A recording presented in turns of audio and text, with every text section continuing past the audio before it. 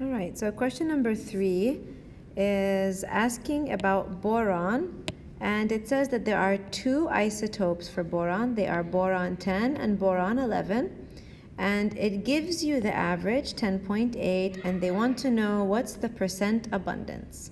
So let's start by writing out the formula. All right, there we go. Here's our formula, and let's plug in the information that we know. So here's mass 1, and here's mass 2, and here's the average. All right, there we go. I've plugged in the information that I know. Now I've got some unknowns here, okay? I don't know this, I don't want to erase that. I don't know this percentage, percent 1, and I don't know this percentage, percent 2. So I can't say this is X and this is Y. That's not okay. All right, you can't have an X and a Y in the same equation and solve for both of them at the same time. And I can't say this is X and this is X, because then that means they're the same number, but they are not the same number. All right, so if this is X, we want to make the second one 100 minus X. So let's plug that in. All right, when we plug in X and 100 minus X, our equation looks like this. Now, next thing we want to do, we want to get rid of the fraction, so let's cross multiply. Okay, so 10.81 times 100, that's going to get rid of our fraction.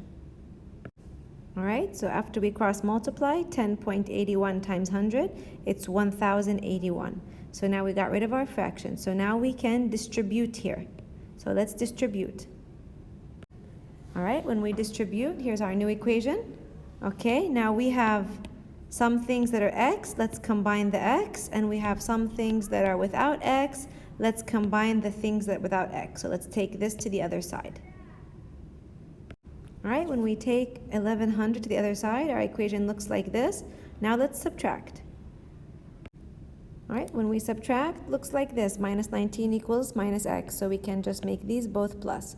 So X is equal to 19%. So let's go back to our original equation.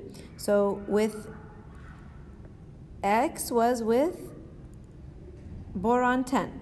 So the percent abundance of boron 10 is 19%.